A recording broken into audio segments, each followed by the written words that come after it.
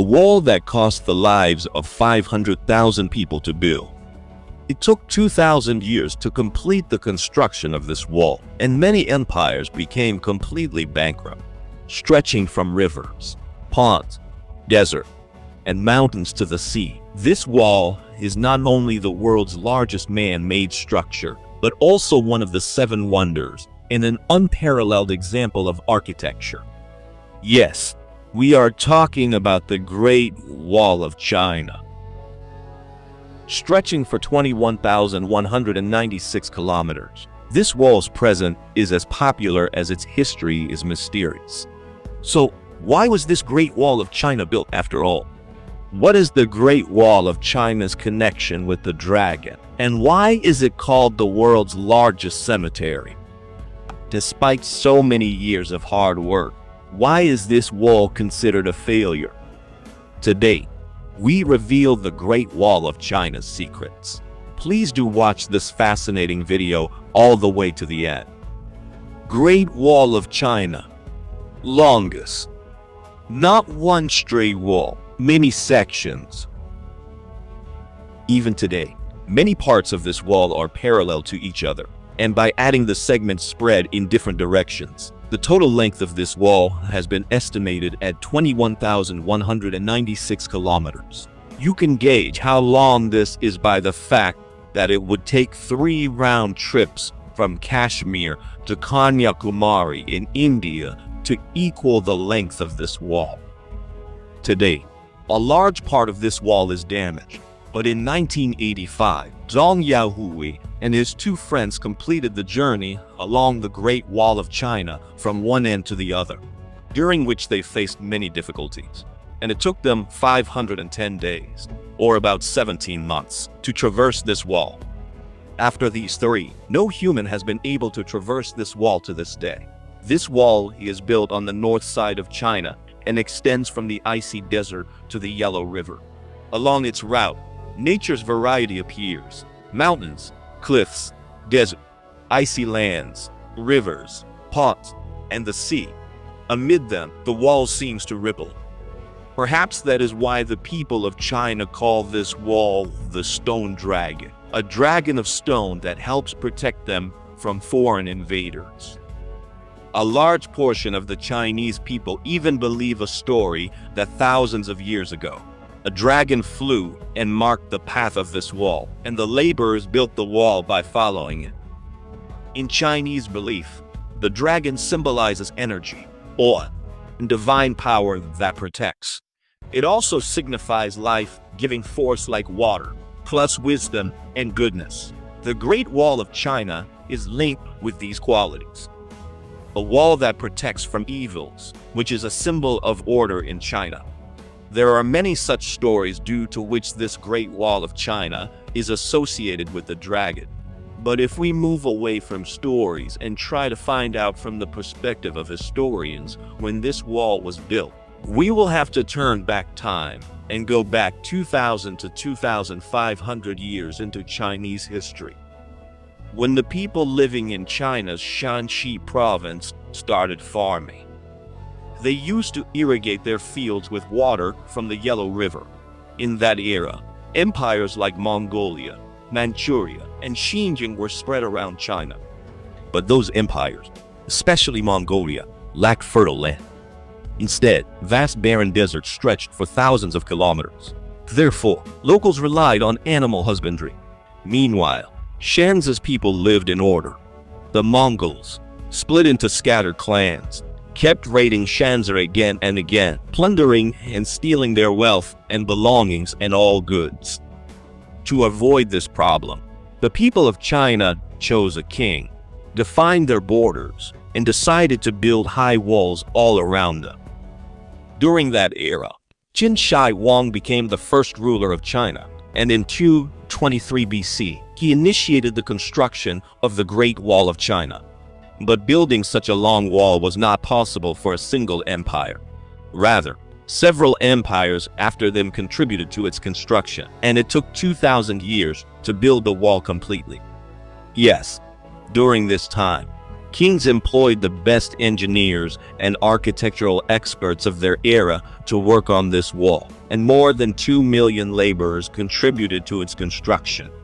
China built the Great Wall with civilians, prisoners. As punishment, they were sent to build the wall for 4 years.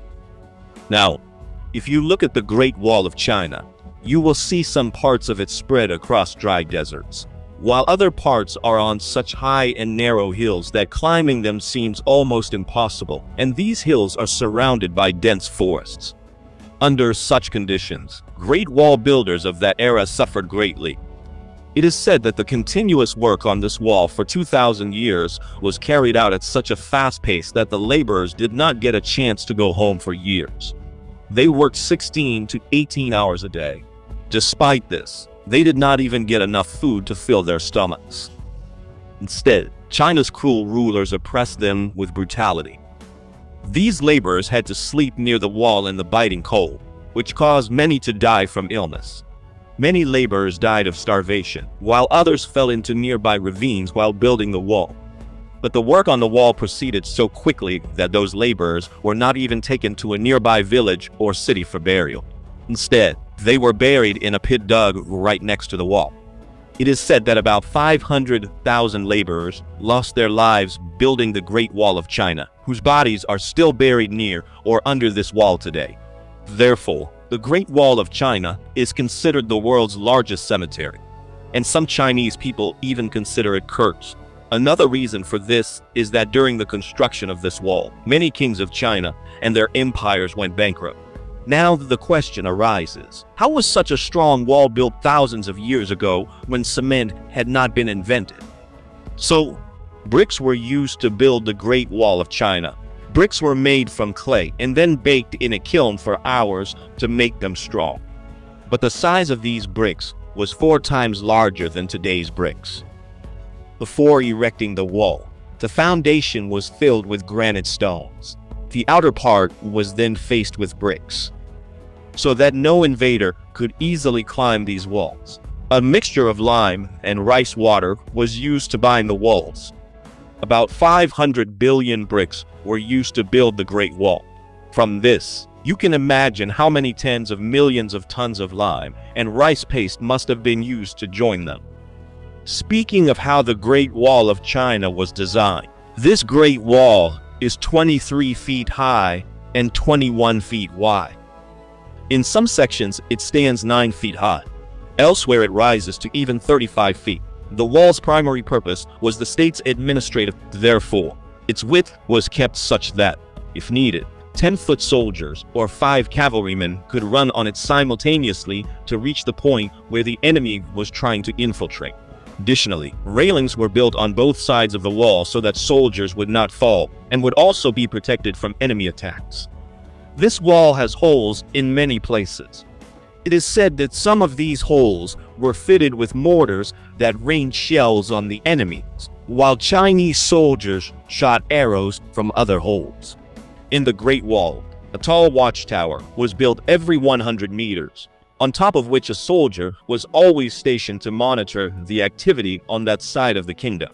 If a threat from the enemy was sensed during the day, they would raise a flag or ring a bell, whereas at night, they would light a fire to inform the other soldiers.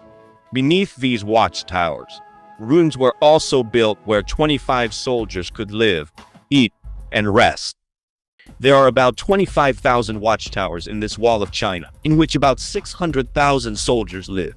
Another special thing here is that there are many secret tunnels built in the Great Wall, which are said to have been used by Chinese soldiers to go from one place to another, and only they knew the way. Although the Chinese government has discovered many tunnels, there are still thousands of tunnels here whose entry and exit points are unknown to anyone. These tunnels hold many kinds of secrets within them. Friend, despite being such a strong and large wall, it is considered a futile project. This is because despite such a large and strong wall, the Mongols and other foreign invaders were successful in invading China. In the 13th century, infamous tyrant Genghis Khan crossed this wall into China. Afterward, in 1550, Mongols also crossed this wall of China. Manchu Kuo.